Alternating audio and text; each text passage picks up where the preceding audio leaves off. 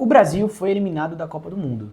E durante os próximos dias, provavelmente ainda vamos discutir aquele gol que não deveria ter acontecido, a substituição que veio tarde demais, o jogador que deveria ter batido aquele pênalti, quem foi convocado, quem não deveria ter sido, a escalação que poderia ter sido diferente, o erro de arbitragem, o erro do professor Ancelotti, o desempenho dos jogadores, a vontade e aquela velha frase que aparece sempre que o Brasil é eliminado. Se tivesse feito isso, talvez o resultado fosse outro. Mas aos poucos, as discussões sobre futebol começam a perder espaço. As bandeiras são retiradas das janelas. As camisas da seleção voltam para o armário. Os grupos de mensagens deixam de discutir escalações. E outra disputa começa a ocupar o centro das conversas. Pela thumb, você já deve imaginar que tipo de assunto é esse. Uma disputa que não dura 90 minutos, que não termina nos pênaltis e cujas consequências elas podem continuar muito depois do apito final. As eleições elas começaram. E o resultado dessa disputa pode influenciar o seu salário, pode influenciar o preço dos alimentos, o valor do dólar, pode influenciar os juros do financiamento da sua casa, o custo do crédito, pode influenciar as oportunidades de emprego, a rentabilidade até mesmo dos seus investimentos. Então perceba que é um assunto que vai influenciar muita coisa, influenciar até mesmo o poder de compra do dinheiro que você vai ganhar durante os próximos anos. Na Copa do Mundo, uma decisão errada pode eliminar uma seleção da Copa. Na economia, uma sequência de decisões erradas pode comprometer anos de vida. E não só a vida individual, a vida financeira de milhões de brasileiros. Mas, querendo ou não, existe uma diferença que é fundamental. Durante um jogo, nós somos apenas torcedores. Nas eleições, não. Nós somos responsáveis por analisar quem vai tomar decisões que podem influenciar o futuro do país, o nosso futuro, o futuro dos nossos filhos. E talvez seja justamente por isso que precisamos parar de tratar política como a gente trata futebol. Porque candidato não é time, partido não é seleção. Eleitor não deveria agir como integrante de uma torcida organizada. E o político, ele não precisa de torcedor, ele precisa de fiscalização. Antes que alguém interprete este vídeo de maneira errada, de maneira equivocada, eu quero deixar uma coisa muito clara aqui para você que está vendo.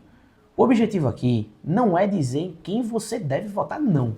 Tá? Eu não estou aqui para criar polêmica. Não é defender governo, não é defender oposição, também não é tentar prever quem vai vencer. A proposta é muito mais importante. Esse vídeo eu quero ir além disso. Eu quero mostrar quais perguntas econômicas, aqui a gente vai tocar no pilar econômico, você deveria fazer antes de escolher qualquer candidato. Porque uma eleição não deveria ser decidida apenas pela promessa mais bonita, não. Ela deve ser analisada pela capacidade de transformar promessas em resultados que são sustentáveis. Não resultados supérfluos, uma solução de 1 ou 2 anos. Resultados que geram impacto na linha do tempo. Durante uma campanha eleitoral, provavelmente vamos ouvir propostas que parecem excelentes, propostas tentadoras que parecem fantásticas ao primeiro ver. Aumento de benefícios, redução de impostos, novos programas sociais que vão ser criados, investimentos em infraestrutura, aumento de salário, crédito mais barato, tudo aquilo que brilha o olho da população. Mais recursos para a saúde, mais recursos para a educação, incentivos para empresas, redução do custo de vida. Mas muitas dessas propostas podem ser importantes. Algumas, elas podem melhorar, querendo ou não, a vida de milhões e milhões de brasileiros. Mas existe uma pergunta que deveria acompanhar cada uma dessas promessas. De onde é que vai sair esse dinheiro? E essa talvez seja uma das perguntas mais importantes de qualquer eleição, para você analisar qualquer candidato. Porque o governo, ele não possui dinheiro próprio. Todo o recurso utilizado pelo Estado vem direta ou indiretamente da sociedade. O governo, ele pode aumentar a arrecadação, ele pode criar impostos, ele pode elevar tributos, tributos já existentes, tá?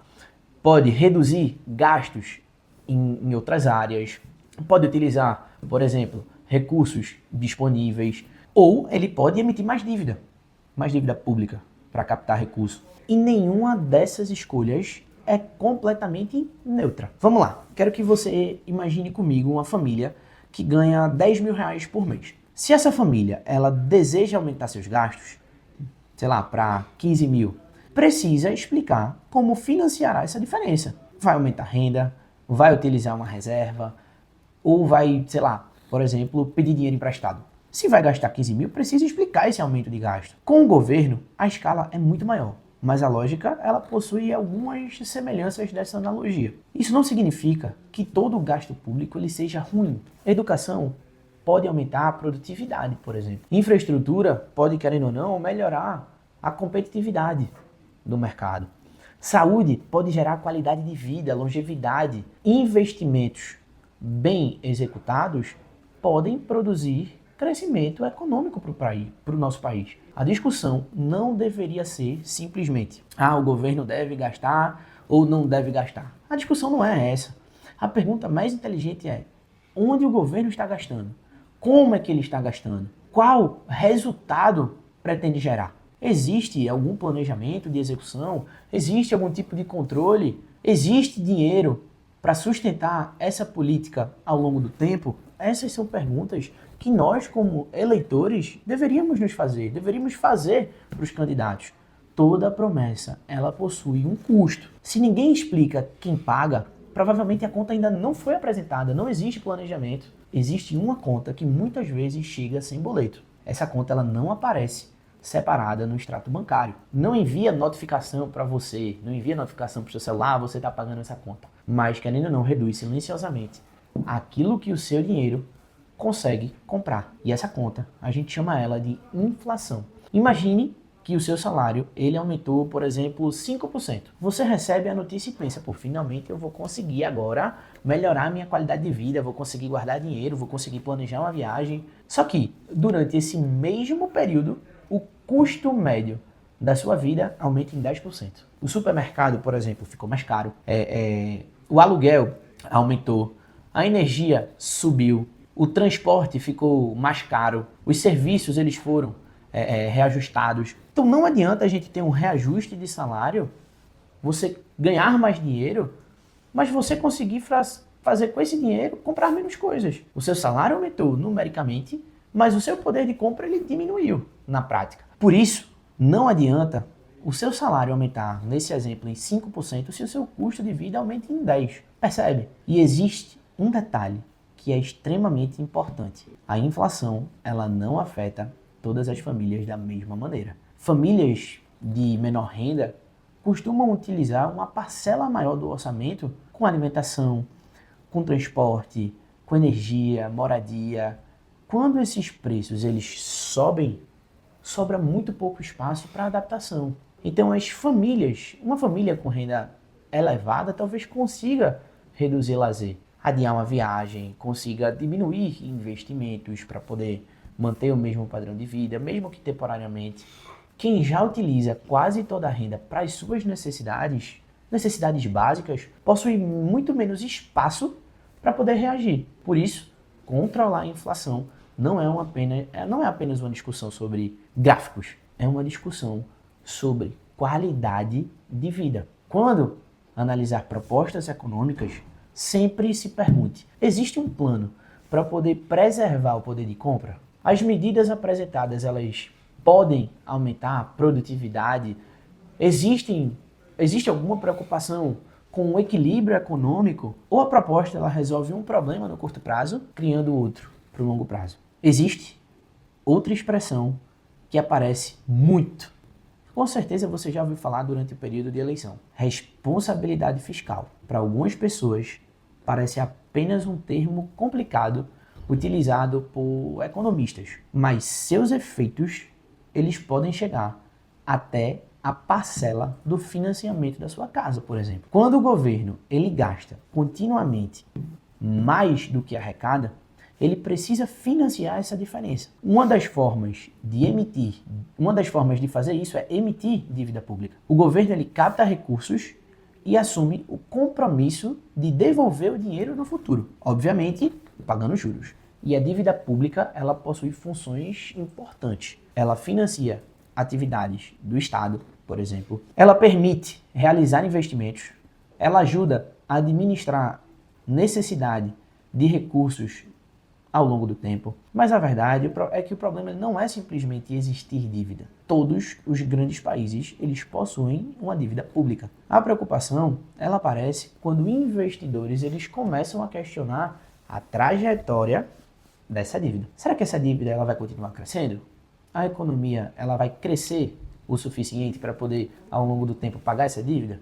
O governo vai ter capacidade de honrar com seus compromissos? Será necessário aumentar impostos? Será preciso, por exemplo, reduzir despesas? Porque o investidor que entende todas essas perguntas, o cenário macro e microeconômico, dependendo das respostas, talvez nem fique aqui no Brasil. Perceba como tudo começa a se conectar. Política fiscal, dívida pública, inflação, lucros, juros, câmbio, crescimento econômico. Nenhuma dessas variáveis vive completamente isolada. E existe um erro comum nesse debate. Ah, Marcos, que erro comum é esse? Algumas pessoas defendem que qualquer gasto público é ruim. Outras acreditam que qualquer gasto pode ser realizado sem consequências.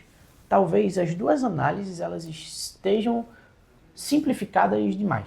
A discussão não é apenas quanto o governo gasta, é onde gasta, como gasta e qual resultado o governo ele entrega. Enquanto os candidatos discutem propostas, existe uma taxa que acompanha silenciosamente todas essas expectativas do mercado. E essa taxa é chamada de Selic. A sigla Selic significa Sistema Especial de Liquidação e Custódia. E muita gente acredita que a taxa básica de juros é um assunto distante, algo discutido apenas por economistas. Mas a Selic, ela influencia o custo do crédito em toda a nossa economia. Financiamento imobiliário, financiamento de veículos, juros de cartão de crédito, empréstimos, capital para empresas, investimentos, consumo. Quando existe maior preocupação com inflação ou aumento da percepção de risco, os juros eles podem permanecer elevados, querendo ou não, por mais tempo. E juros elevados produzem efeitos diferentes. Para quem possui determinados investimentos de renda fixa, querendo ou não, podem representar rentabilidades maiores e se beneficiar desse cenário de juros altos. Mas para quem precisa financiar uma casa, financiar um carro significa crédito mais caro. Para empresas, aumentam o custo de novos investimentos, aumenta o custo de expansão. Projetos que seriam viáveis com juros menores podem deixar de fazer sentido. Empresas, elas podem adiar expansões. Contratações, elas podem ser reduzidas, freando a economia. E o crescimento econômico, ele perde força. É por isso que a Selic, ela parece distante da política até a parcela que você paga ficar mais cara. Em anos eleitorais, existe outro personagem que costuma aparecer diariamente nos noticiários. Esse personagem é chamado de dólar. Uma pesquisa eleitoral é divulgada. Ah, o dólar sobe. Uma proposta econômica é apresentada. Aí o dólar cai. O nome vai ser anunciado como uma possível opção. O mercado vai reagir. Mas precisamos tomar cuidado com as interpretações simplistas.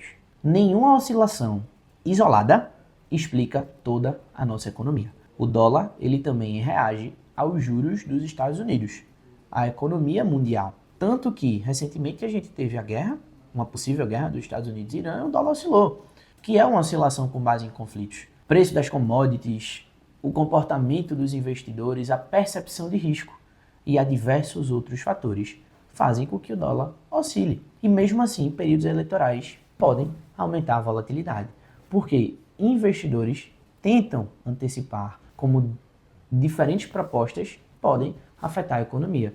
E o dólar, pessoal, o dólar não influencia apenas quem pretende viajar. Um dólar mais caro pode aumentar custos de produtos importados, produtos eletrônicos, máquinas, medicamentos, pode aumentar o custo de insumos industriais, pode aumentar o custo de combustível, pode aumentar o custo de empresas que utilizam componentes internacionais, podem enfrentar custos maiores.